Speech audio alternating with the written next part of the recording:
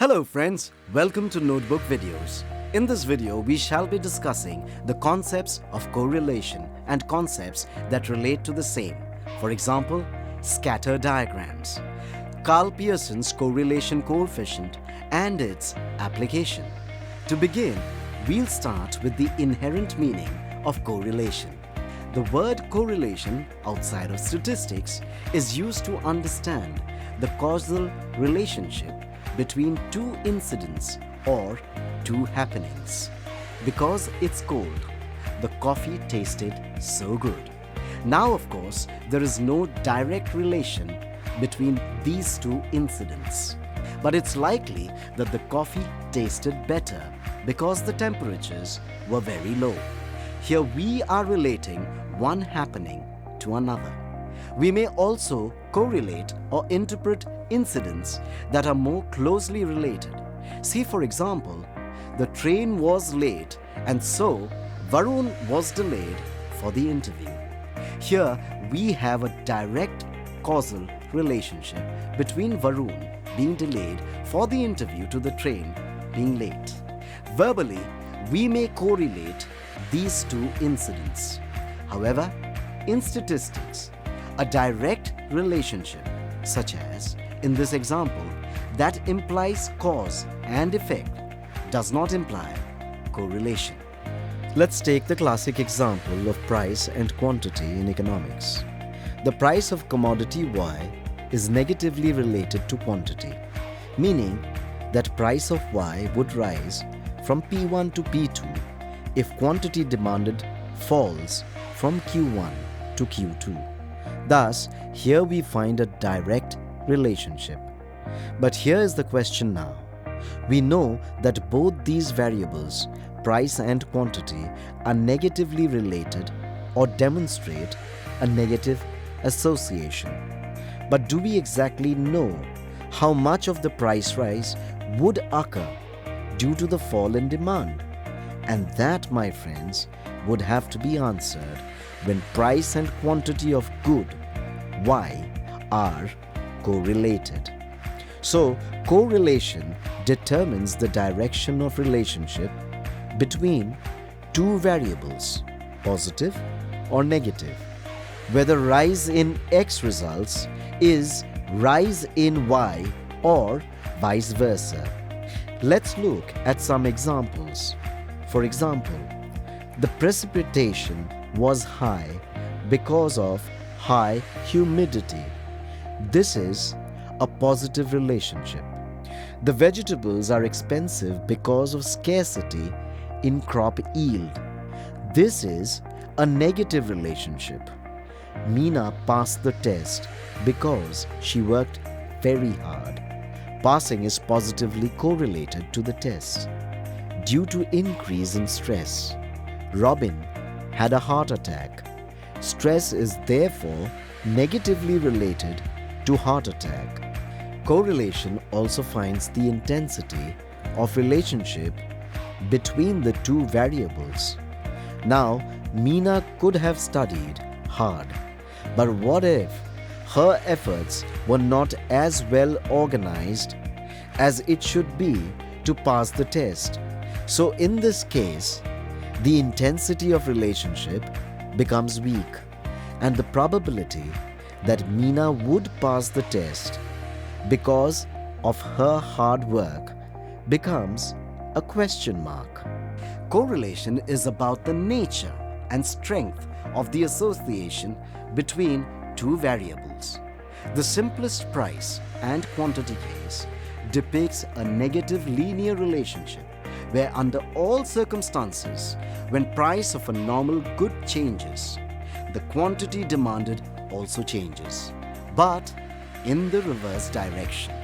Briefly, therefore, correlation looks at the direction of the relationship, positive or negative, or the form of the relationship, that is, linear or non-linear. Here we see a plot that shows weight of children along the y-axis and the height of those children along the x-axis. So the first set of 5 weights given along the y-axis are of children who are less than 56 inches in height. The next set of weights are for children who lie between 56 and 60 inches of height. Thus we plot along for all children till we cover for all heights, including one outlier of a child with an exceptional height of 72 inches weighing around 140 pounds. The dots show an upward rising trend as we plot them, meaning that as height of the children rises, it's likely that their weight parameters would also rise. So height and weight shows a positive association in this graph. Such graphs that plots the values to find the association between variables can be upward sloping, downward sloping, a horizontal or a vertical line, or a curve depending upon the nature of the relationship. If you look closely here, the first two graphs on the top show a strong positive and a moderate negative relationship. The difference between the strong positive and the moderate negative is that in the case of the latter, the dots are more scattered. The stronger the relationship between the two variables, the less scattered would be the dots.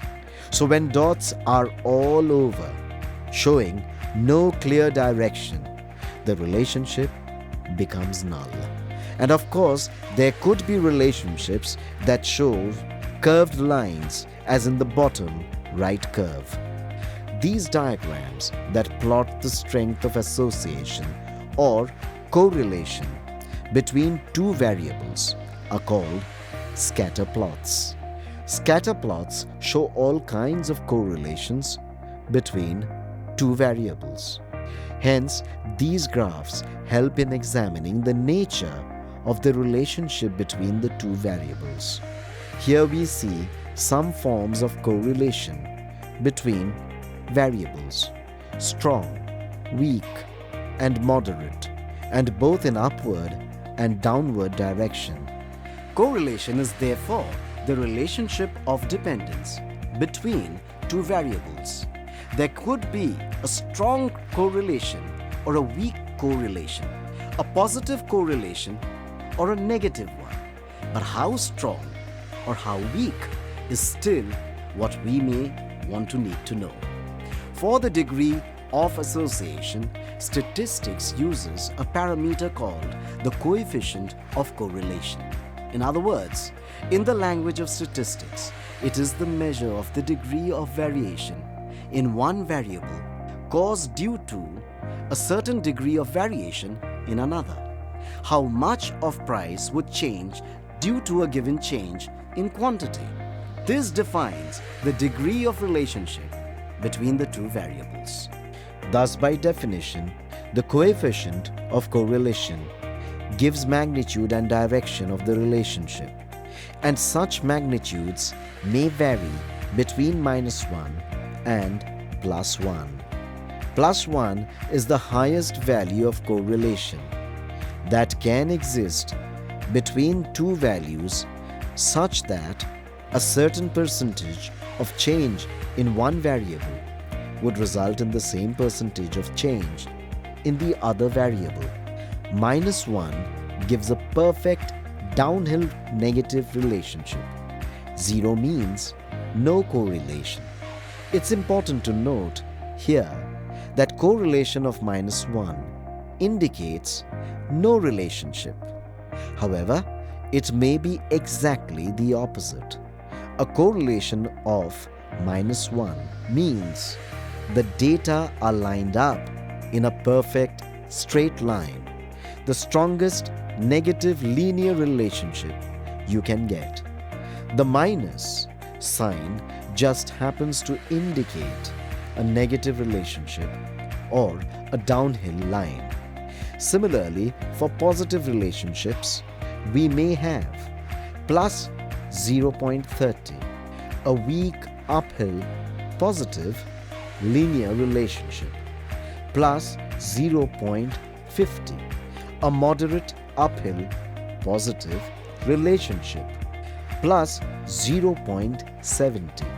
A strong uphill positive linear relationship exactly plus 1. A perfect uphill positive linear relationship.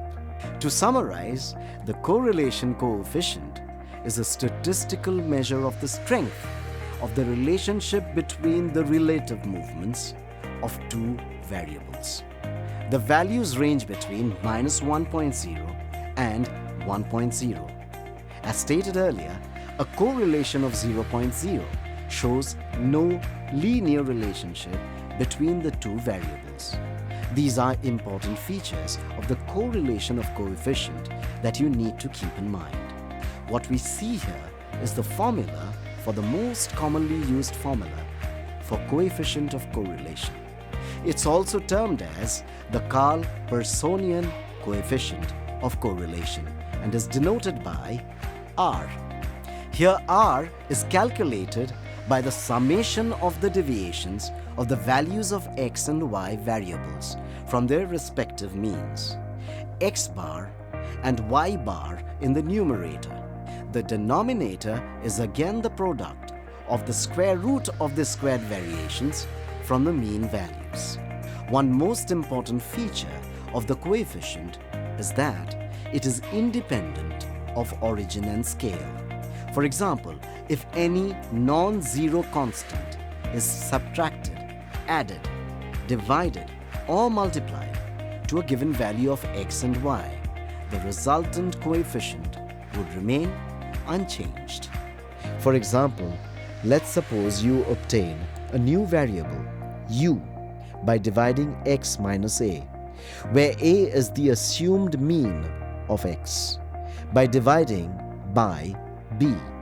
Another new variable v is obtained by dividing y minus c by d, where c is the assumed mean of y. By definition, the resulting correlation coefficient RUV would be the same value as RXY. Thus, the coefficient remains independent of origin and scale. This is an important implication of the formulae of the Carl-Pearsonian coefficient of correlation. With this, we shall end the session of Correlation Part 1 in Statistics for Economics. Hope to see you soon in our next lesson video on the same chapter where we discuss the derivation of the Carl-Pearsonian coefficient of correlation and other kinds of coefficients. Thanks and goodbye.